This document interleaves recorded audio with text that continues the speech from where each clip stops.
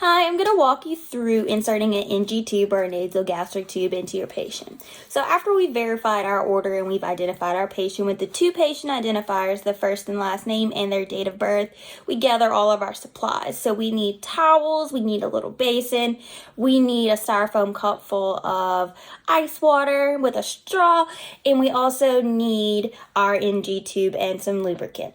So now that we go into the patient's room, we want to make sure that they're in the high Fowler's position. So they're sitting up all the way. So we're going to check each nostril. So we hold off one nostril and we get the patient to breathe out and breathe in. And we do the same thing on both sides. We're trying to see which nostril is more patent. So we want to insert the tube on the nostril that's not as patent because we've got to remember the patient still has to breathe. So we want the least occluded nostril open for the oxygen to go in and out. So now we're going to measure our little NG tube. The NG tubes typically look something like this. So we're going to measure from the tip of the patient's nose to the top of their ear. And from the top of their ear, we're going to go down to the xiphoid process, which is pretty much dead center. You can feel the little point. And so typically we would mark that with a piece of tape right here, signifying this is what I measured it and this is what it should be, the distance. So now that I have that all ready, I've got my patient sitting up. I'm going to lubricate the tip to make it a little bit easier for it to go down. So I'm lubricating the tip. All right. So with my patient sitting up and they have their glass of water, I'm going to ask them when I'm inserting the tube to tuck their chin and swallow. So this actually helps the tube go down. So we're going in a downward and back direction. A down and back direction when we're inserting this NG tube to the patient.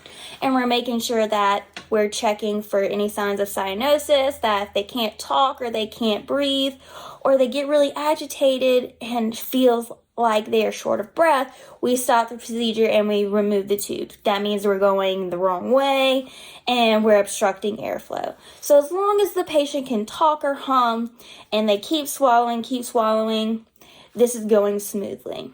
So once we get it all the way down, first what we're going to do is aspirate some gastric content. So we're going to aspirate and check the pH, because the pH of your stomach and your gastric content should be really acidic. So if we have the really acidic and we use it on the paper, we know we're in the right spot. Another way we identify to make sure we are in the correct placement is with a chest x-ray.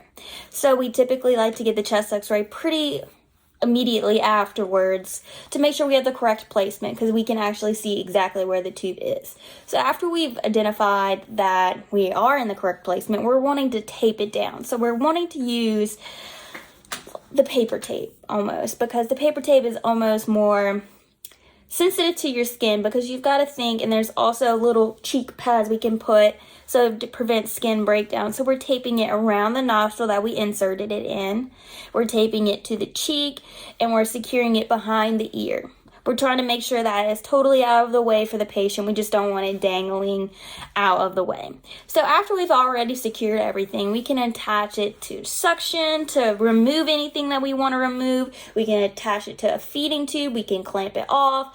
Everything that we'll do with that NG tube is in the physician's orders. So we'll know exactly what thing we're attaching it to. We'll know exactly what we need to attach it to, how we need to attach it, and the rate and everything. So after that's all done, I'm removing my gloves, performing hand hygiene, and I'm going to document the procedure. I'm going to document the French that I used of the NG tube, how the patient tolerated it. I'm going to document if I got any residual gastric secretions, what they looked like, what the pH was, the confirmation with the x-ray, and I'm also going to document how the patient tolerated the procedure. Typically it's not a fun procedure, but they usually tolerate it pretty well. I'm also going to document what I attached the NG tube, whether it was to suction, whether it was to feeding, it doesn't matter. I'm going to make sure that I have everything that I did for that patient properly documented. Now my patient is ready to go home and my doctor has said, hey, cut out the NG tube, they're ready to go home. So again, I'm checking those orders. I'm making sure I have the right patient with the two identifiers, the first and last name, the date of birth. So now that I know what all I need to do, I'm going into the patient's room. I'm performing hand hygiene. I'm putting on some gloves, and I'm removing the device that attaches to the energy tube. So I'm turning off the suction, I'm turning off the feeding tube, I'm clamping it down. I'm making sure I have everything out of the way.